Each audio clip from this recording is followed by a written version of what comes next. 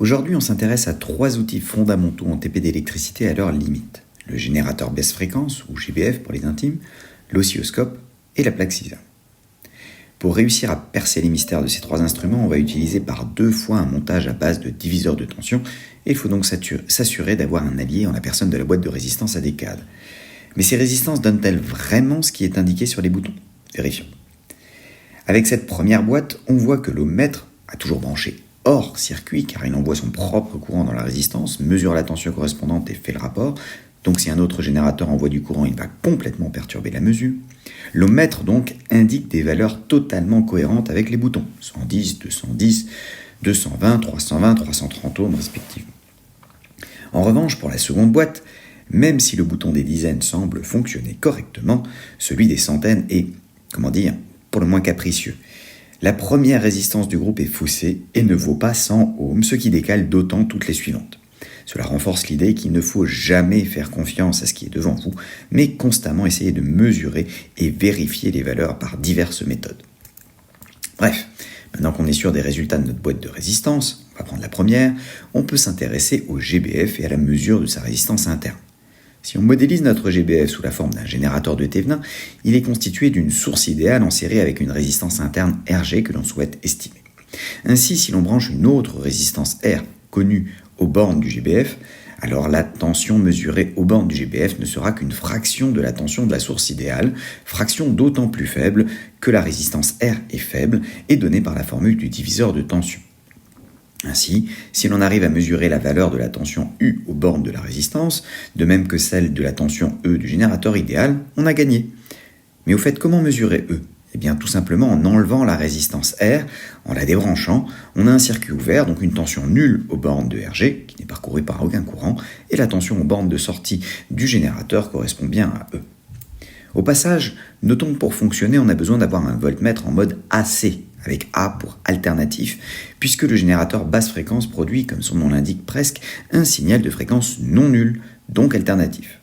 Alors attention, la valeur affichée par le voltmètre est ce qu'on appelle la valeur efficace, obtenue par calcul de la racine de la moyenne du carré des écarts à la moyenne, ce qui, pour un signal sinusoïdal, correspond à l'amplitude divisée par racine de 2, et non pas l'amplitude directement.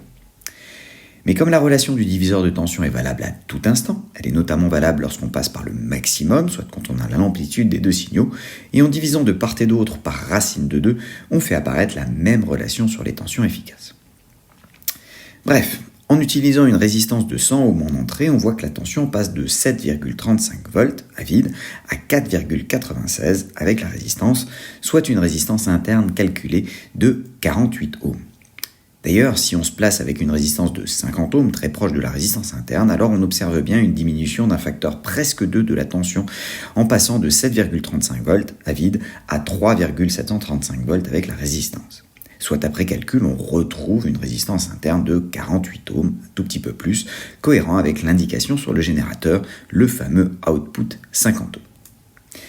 Passons maintenant à l'oscilloscope qui nous sert à observer l'évolution temporelle des signaux de notre circuit. Ici, l'oscillo a permis de vérifier que la modification d'amplitude était faite dans les mêmes proportions que la modification de valeur efficace de la tension, par exemple d'un facteur proche de 2 quand R est proche de RG.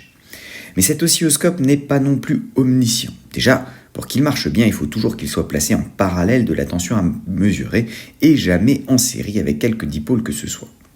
Et que les résistances du circuit soient négligeables devant sa résistance à lui, de sorte que seul un minimum de courant se fasse prélever par l'opération de mesure.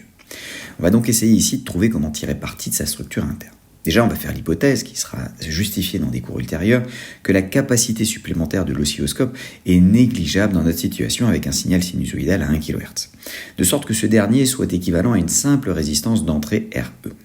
En branchant l'oscilloscope en série, ce qui, on le répète, ne doit jamais être le cas en temps normal, on se retrouve avec la même configuration de diviseur de tension que précédemment, et comme la résistance interne du générateur est vraisemblablement bien plus faible que celle de l'oscilloscope, qui en général ne devrait presque pas prélever de courant, donc doit avoir une résistance dissuasive par rapport aux résistances du circuit, on devrait pouvoir la négliger pour obtenir le circuit suivant où la tension affichée sur l'oscilloscope est une fraction RE sur R plus RE de celle délivrée par la source idéale de tension.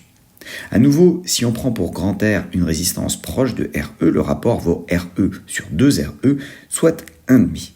Il suffit maintenant de trouver la résistance qui divise l'amplitude de la tension par 2.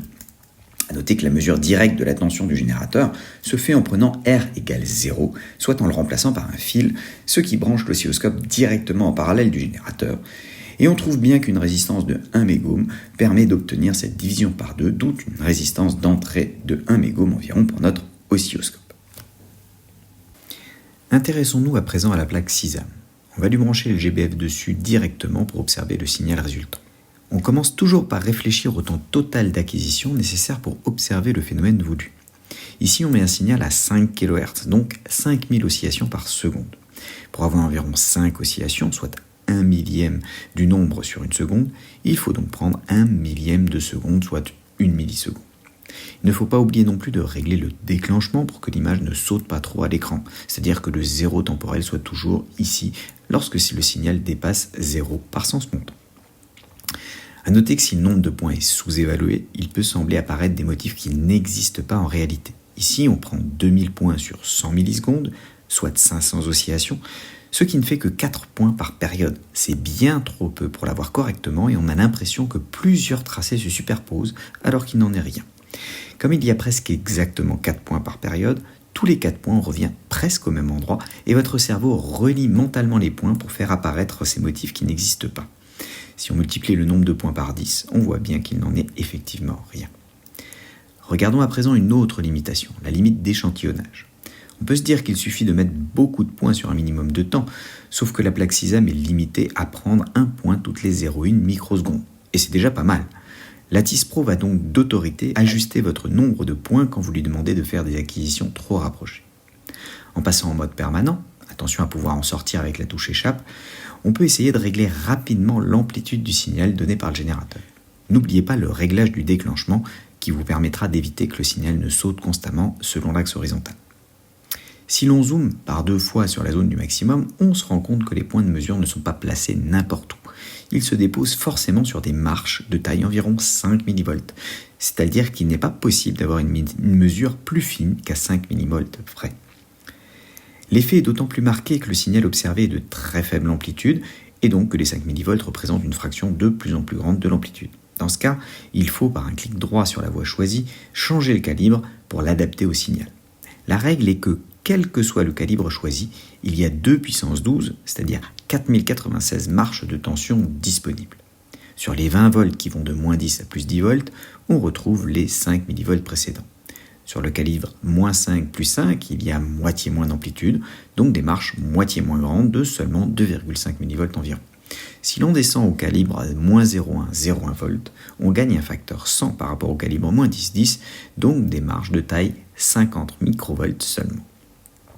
Cela nous amène d'ailleurs à la dernière limitation, la saturation. Si vous vous placez en calibre moins 5,5, toute tension supérieure à 5 volts sera associée avec la dernière marge disponible, donc ramenée à 5 volts. De même de l'autre côté pour les tensions inférieures à moins 5 volts. En conclusion, ce qu'il faut retenir en 3 points. Premièrement, il faut toujours réfléchir au signal voulu, c'est-à-dire avoir assez de points, une centaine serait bien, sur une période ou un temps caractéristique du signal.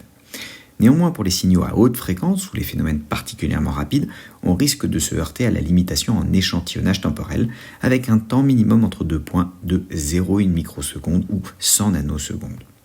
Deuxièmement, si on zoome trop sur une courbe, on finit par atteindre la limite d'échantillonnage vertical caractérisée par le fait que les valeurs sont stockées dans des nombres de 12 bits, donc sur 4096 valeurs différentes au total, à répartir de la plus faible, moins 10 volts par défaut, à la plus grande, 10 volts par défaut. On peut changer ce comportement en changeant le calibre qui détermine la hauteur des marges de tension. Et enfin, cela mène à la troisième limitation, la saturation, quand on dépasse la tension maximale du calibre.